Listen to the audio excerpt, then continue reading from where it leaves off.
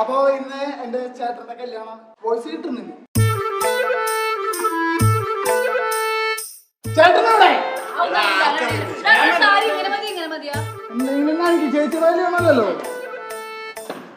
നമുക്ക് ഇവിടെ ചേട്ടനില്ല, ചേട്ടനെ പോയി കാണാം. ഓക്കെ ഓക്കെ ചേട്ടാ.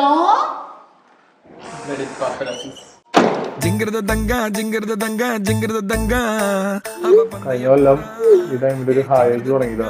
ആദ്യം തന്നെ വലിയ മൈൻഡ് ചെയ്തിട്ടില്ല, പിന്നെ അറിയാലോ ഒരു സാധനത്തിൽ നമ്മൾ പിടിച്ചു. കോയമ്പത്തൂരൊക്കെ കണ്ടിട്ടുണ്ടായിരുന്നില്ല, പക്ഷെ ഞങ്ങൾ രണ്ടുപേരും ഇലക്ട്രിക്കൽ എഞ്ചിനീയേഴ്സ്, ബിൽഡിംഗ് മാനേജ്മെന്റ്. അപ്പം അതിന്റെ ഓരോ കാര്യം ചോദിച്ചുകൊണ്ട് വരും നടക്കുക. ഓഗസ്റ്റ് 4 ആദ്യത്തെ മെസ്സേജ് അയച്ച് ഇന്നിപ്പോ ഓഗസ്റ്റ് 19 കല്യാണം 2024 കറക്റ്റ് ഒരു കൊല്ലം.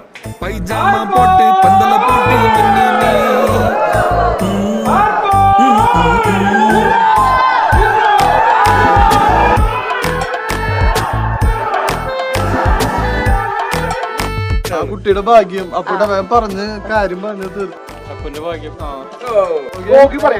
അപ്പൂന്റെ ഭാഗ്യം അതന്നെ പറഞ്ഞാ മതിയോ? അക്കുടത്തിയുടെ ഭാഗ്യം. സത്യം സത്യം പരമാർത്ഥം.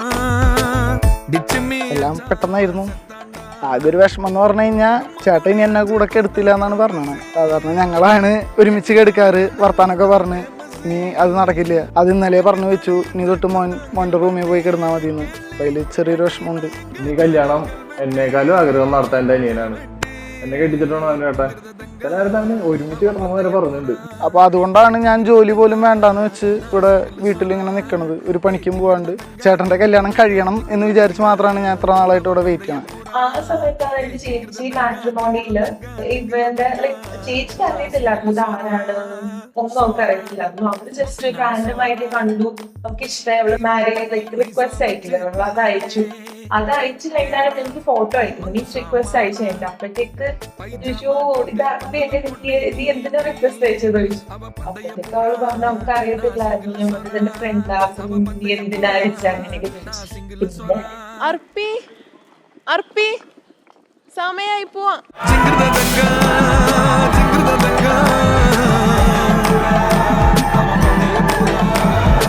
പിന്നെ മോളോട് ഞാൻ പറഞ്ഞിട്ടുണ്ട്, എന്താണെന്ന് വെച്ചാൽ മോള് മരുമകളല്ല, എൻ്റെ മക്കളെ എങ്ങനെയാണോ അതിലൊരു കുട്ടി, ഒരു മോളായിട്ട് തന്നെയാണ് ഞാൻ അവളെ കാണുന്നത്.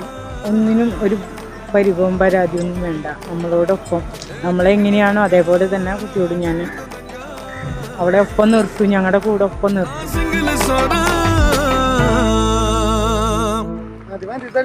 മുണ്ടിതൊക്കെയുണ്ട് നടക്ക് ഇതൊക്കെ എന്റെ കല്യാണത്തിനും പറയണോട്ടോ.